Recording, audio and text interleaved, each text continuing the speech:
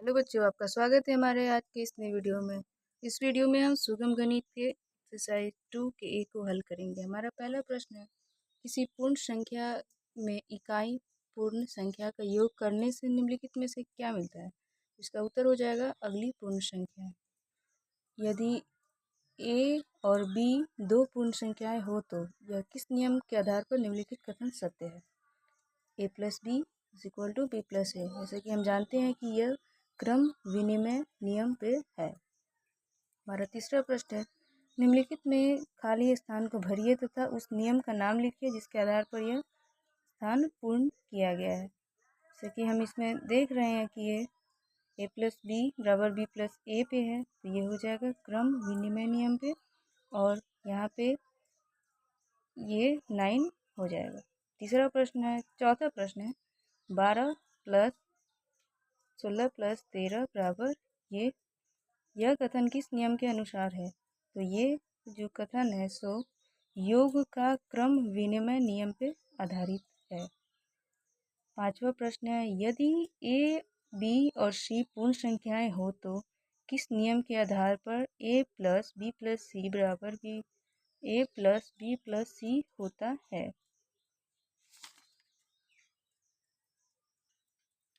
तो इसका आंसर हो जाएगा योग का क्रम विनिमय नियम। अब हम प्रश्न संख्या 6 को करेंगे। यह प्रश्न है कि नीचे लिखी संख्याएं को जोड़िए और बताइए कि किस प्रकार जोड़ने से आसानी होगा। तो इस प्रकार से दिया गया है, अब हम इसे हल करेंगे। हमारा पहला प्रश्न है 5806 प्लस 256 प्लस 4194। तो जब हम 5806 में 256 को जोड़ेंगे तो हमारा आएगा 6062। अब हम इसका जो उत्तर आया उसमें हम इसको इस संख्या को जोड़ेंगे तो 4194। और इस दोनों को जब हम जोड़ देंगे तो हमारा उत्तर आएगा 10,256।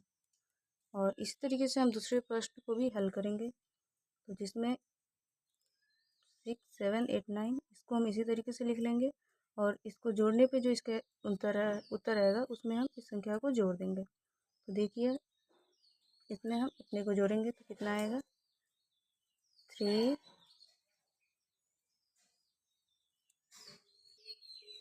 इस संख्याओं को जोड़ने पर आया 3996। अब हम इस संख्या में इसको जोड़ेंगे तो हमें प्राप्त होगा 10,785। अब हम इसी तरीके से तीसरे प्रश्न को हल करेंगे। तो देखिए इस दोनों को जोड़ेंगे और इसका जो उत्तर आएगा उसको इसके साथ जोड़ देंगे। तो देखिए 33143 प्लस 76544 इज इक्वल टू 109687। हमारा छठा प्रश्न समाप्त हुआ। अब हम सातवें प्रश्न को हल करें। देखिए सातवें प्रश्न में है कि जोड़ के साहचर्य नियम का प्रयोग करके निम्नलिखित संख्याओं को हमें जोड़ना है। तो चलिए हम क्वेश्चन नंबर 7 को सॉल्व करते हैं। इसे हम पहले लिख लेते हैं। सातवां का पहला प्रश्न को हल करेंगे। इसमें हमें ये करना है कि इसे साहचर्य योग नियम के अनुसार बनाना है। तो हम इस संख्या को इस तरीके से तोड़ सकते हैं। देखिए 30 प्लस 9 प्लस 8 साहचर्य नियम के अनुसार करना है, तो हम इसे इस तरीके से लिख सकते हैं 30 प्लस 9 जोड़ 8 बराबर 30 जोड़ 9 जोड़ 8। अब हम इस संख्याओं को जोड़ेंगे 30 जोड़ 9 जोड़ 8 39 प्लस 8, ये इसका उत्तर हो जाएगा 47। अब हम इसी तरीके से दूसरे प्रश्न को भी हल करेंगे। तो देखिए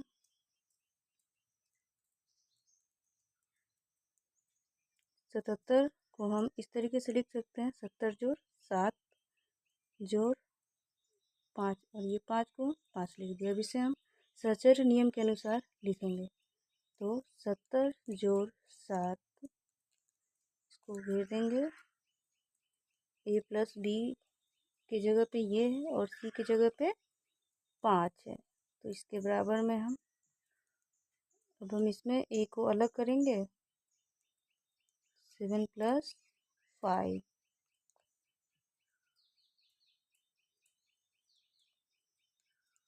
7 जोड़ 70 जोड़ 7 77 जोड़ 5 7 7 5 12 7 और 1 8 82 इसका आंसर आया। क्वेश्चन नंबर 3 को भी हल करके देखते हैं इसी तरीके से। इसको हम लिखेंगे 60 + 9 जोड़ 7। सचर नियम के अनुसार जोड़ 7 बराबर 60 + 9 + 7 60 जोड़ 9 + 7 69 + 7 9 7 16 और 6 1 और 1 7। हमारा 7वां प्रश्न भी हल हो गया। हमारा 8वां प्रश्न है कि वर्तमान में रमेश के बड़े भाई का उम्र 18 वर्ष और रमेश की उम्र 12 वर्ष है। उम्र 20 वर्ष हो जाएगी जब उसकी उम्र 20 वर्ष हो जाएगी तो उसके बड़े भाई की उम्र क्या होगी। तो हमें इसमें इसके बड़े भाई की उम्र निकालना है, तो चलिए निकालते हैं। 9 नंबर प्रश्न को हल करते हैं। वर्तमान में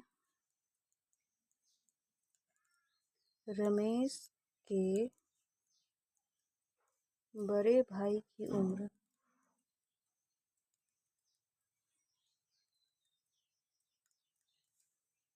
18 वर्ष और रमेश की उम्र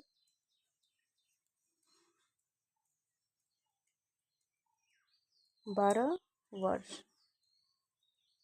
12 वर्ष तो इस उम्र को पहले हम घटा लेंगे। 18 - 12 आ जाएगा 6 वर्ष। अब ये जो है ना, अब हम इसे रमेश के बड़े भाई की उम्र में जोड़ेंगे। तो रमेश के बड़े भाई के उम्र प्लस 6। तो जैसा प्रश्न में दिया गया है कि रमेश के बड़े भाई की उम्र रमेश का उम्र कितना हो जाएगा 20 वर्ष। तब उनके बड़े भाई की उम्र क्या होगी। तब देखिए इसमें हम 6 को जोड़ देंगे तो 26। तो रमेश के बड़े भाई की उम्र 26 वर्ष होगी।